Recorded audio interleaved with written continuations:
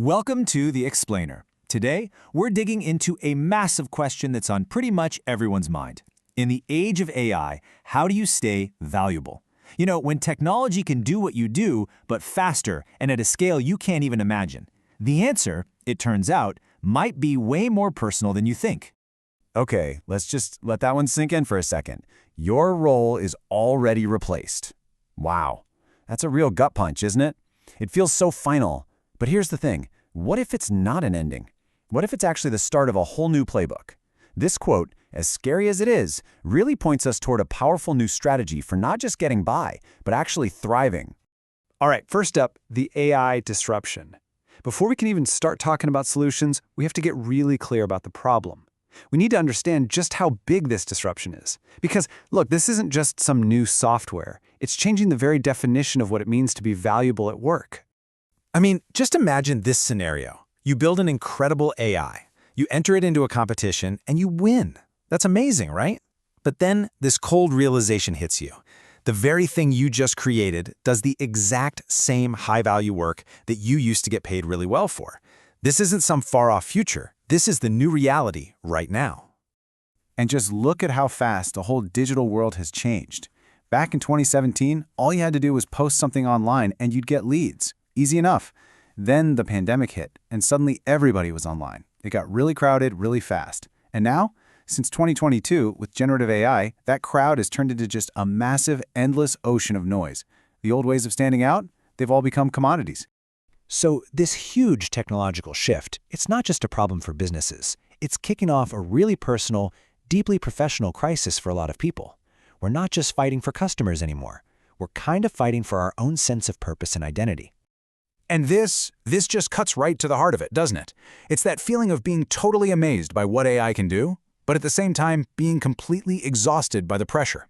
It's that burnout you get from trying to win a race against a machine that literally never needs to sleep. And the fallout from this race is so real. You see people feeling completely lost. They're losing their unique creative voice because they've run it through an AI editor one too many times. You start asking the tool for validation, losing trust in your own gut. You just burn out from this feeling that you always have to be in motion, creating all this perfect, polished content that, well, it just feels empty. It has no soul. You know, some people have even tried to create an AI version of themselves, a digital twin that can sound just like them, write just like them, and they can be spookily accurate, but they almost always fail to make a real, lasting connection. They just don't have that stickiness, because deep down, people can feel it when there's no real human being behind it all. And that feeling right there, that even a perfect copy lacks a soul, that's the key to this whole thing. It shows us exactly where our real value is. So if AI is taking over all the execution, where does that leave us? Let's break it down with a super simple but really powerful framework. Okay, so this slide is really the heart of the whole idea. Look at these three streams. You've got upstream, midstream, and downstream. Now, most of us are trying to compete in the midstream and downstream. Downstream is the easy stuff to see. AI writing content, creating images. Midstream is the strategy, the planning. But here's the catch. These are the exact areas where AI is getting better every single day. The real defensible value has moved. It's all the way upstream now. It's the human part, your unique point of view, your opinions, your values. That's the source. And that's the crucial point.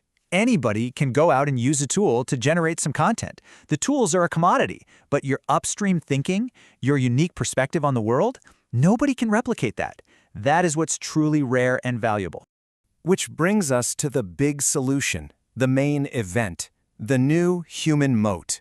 This is all about building a defense around your work, a defense built on the one thing that AI can never, ever touch. So what is a human moat? It's your defensible advantage, but it's not built on skills that can be copied.